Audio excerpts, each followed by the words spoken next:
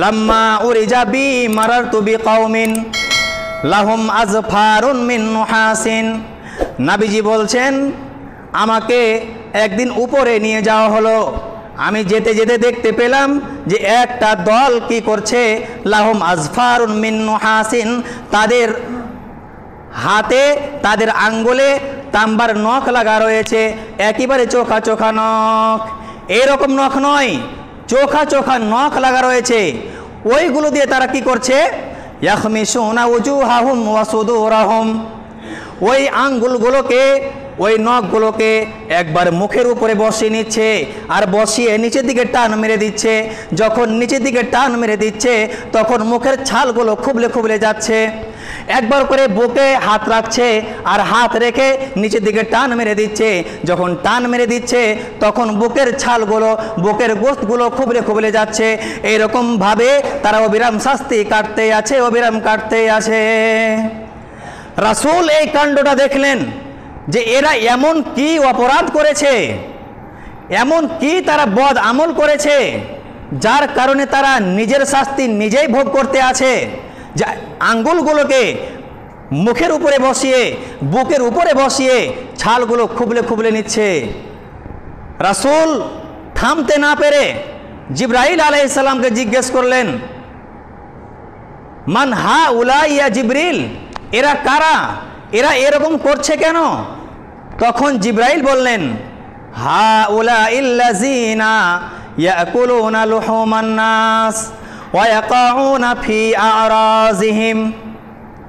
জিবরাইল আলাইহিস সালাম বললেন, আল্লাহ রাসূল, এই হচ্ছে ওই লোকগুলো, এরা যখন দুনিয়াতে বেঁচে ছিল, দুনিয়াতে বেঁচে থাকা অবস্থায় তারা নিজের জাত ভাইয়ের, তারা নিজের ভাইয়ের মাংসগুলোকে খুবলে খুবলে নিয়েছিল, তারা আত্মসম্মান নিয়ে ছিনিমিনি খেলেছিল, তারা মানুষের আড়ালে পশ্চাতে বদনাম করেছিল, তারা পরনিন্দা করেছিল, পরচর্চা করেছিল, মানুষের দুর্নাম করেছিল, যার কারণে এরা এরকম শাস্তি পেতেই আছে।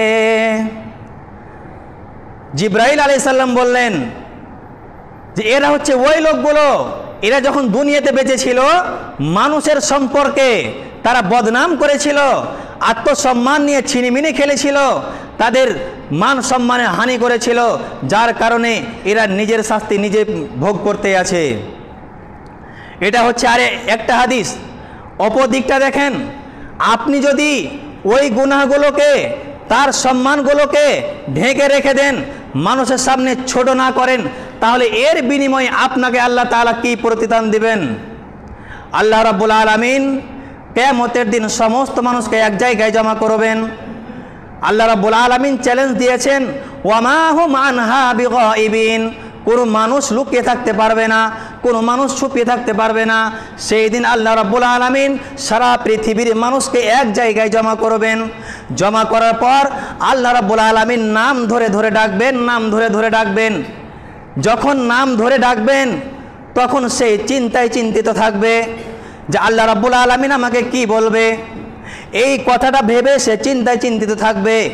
আল্লাহ রাব্বুল আলামিন যখন ডাকবেন, ওই ডাকার সঙ্গে সঙ্গে আল্লাহ তাআলা তার নিজের দুই হাতখানা দিয়ে তাকে ঢেকে নেবেন। যেমন আসমান থেকে রৌদ্র পড়ে এবং বৃষ্টি হয়, এই বৃষ্টির কারণে আমরা কি করি, মাথাতে আমরা ছাতা ফুটিয়ে নিই। যখন একটা মানুষ ছাতা ফুটিয়ে নেয়, ওই মানুষটাকে, ওই লোকটাকে দূর থেকে চেনা যায় না যে লোকটাকে চলে আসছে। কেন চেনা যায় না? যখন সে ছাতাটা ফুটিয়ে নিয়েছে, তার মুখগুলো ঢাকা পড়ে গেছে, তার গর্দনগুলো ঢাকা পড়ে গিয়েছে, যার কারণে আমরা চিনতে পারি না।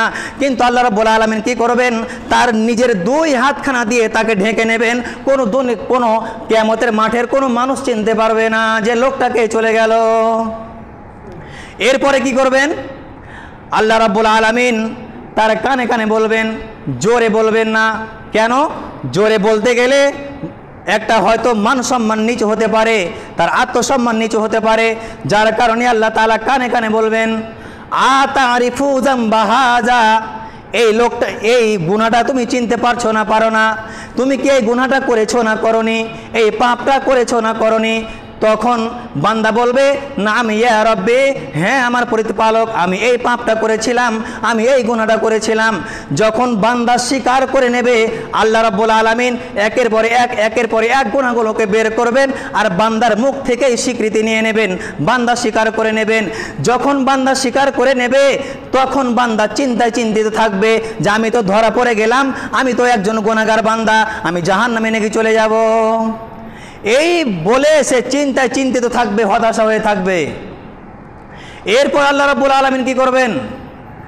বান্দাকে বলবেন, হে বান্দা, তুমি কি এটা মনে ভাবছো যে আমার ফারিস্তারা তোমার খাতাতে যে গুনাহগুলো লিখেছে, এই গুনাহগুলো অন্যায়ভাবে লিখেছে, তারা অত্যাচার করে লিখেছে নাকি?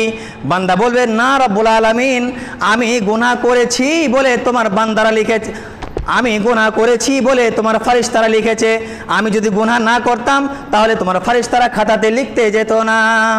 এরপরে আল্লাহ রাব্বুল আলামিন যখন বান্দাকে স্বীকার করিয়ে নেবেন, তখন আল্লাহ তাআলা বলবেন যে গাফারতু লাকা, আমি তোমাকে মাফ করে দিলাম, ক্ষমা করে দিলাম।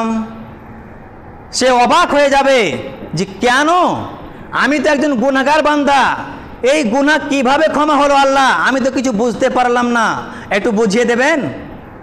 তখন আল্লাহ কি বলবেন? বান্দা, তুমি যতগুলো গুনাহ করেছো, এই গুনাহগুলো সম্পর্কে কোনো মানুষ জানে না, শুধু আমি জানি এবং তুমি জানো, এবং তুমি যার সাথে কুকর্ম করেছো সেই জানে, তাছাড়া কোনো মানুষ জানে না। তো আমি কেন তোমার গুনাহগুলোকে ঢেকে রেখে দিয়েছিলাম, তুমি কি জানো? বলবে, না আমি জানি না। তখন আল্লাহ তাআলা বলবেন, আমি এই জন্য ঢেকে দিয়েছিলাম। বান্দা, তুমি একবার মনে করো তো, তুমি যখন দুনিয়াতে বেঁচে ছিলে, তোমারই কোনো ভাই কোনো কাজে জড়িত ছিল, কোনো অন্যায় কাজে জড়িত ছিল, কোনো পাপের কাজে জড়িত ছিল, ওই পাপটা তুমি দেখেছিলে, কিন্তু তুমি কি করেছিলে? সেটা তুমি আমানত রেখে দিয়েছিলে, কোনো মানুষের সামনে প্রকাশ করতে যাওনি, তুমি কোনো মানুষের সামনে বলনি, যার কারণে আমি এই জন্য তোমাকে ক্ষমা করলাম যে তুমি আমার বান্দা হয়ে যদি বান্দার গুনাহগুলোকে ঢেকে দিতে পারো, চেপে রেখে দিতে পারো, তো আমি আল্লাহ তোমার গুনাহকে কেন ঢেকে রেখে দিতে পারবো না? আল্লাহ রাব্বুল আলামিন এর কারণেই তাকে ক্ষমা করে দিলেন যে তুমি যখন একটা আমার বান্দা হয়ে বান্দার গুনাহকে ঢেকে রেখে দিতে পারো, চেপে রেখে দিতে পারো, তো আমি আল্লাহ কেন তোমার গুনাহকে ঢাকতে পারবো না? এই বলে আল্লাহ রাব্বুল আলামিন তাকে ক্ষমা করে দেবেন, যাও তুমি জান্নাতে চলে যাও। এখান থেকে আমরা একটা কথা বুঝতে পারি যে আমাদের হাতেই সব। আমরা যদি জান্নাত নিতে চাই, জান্নাত নিতে পারবো, যদি জাহান্নাম নিতে চাই, জাহান্নাম নিতে পারবো। শুধু একটা কথার কারণেই জান্নাত জাহান্নাম হয়ে গেল। যদি প্রকাশ করেন তাহলে আপনার শাস্তি আলাদা হবে, যদি দেখা সত্ত্বেও, অন্যায় কাজ দেখা সত্ত্বেও যদি প্রকাশ না করেন, তার বিধিবিধানটা আলাদা হবে।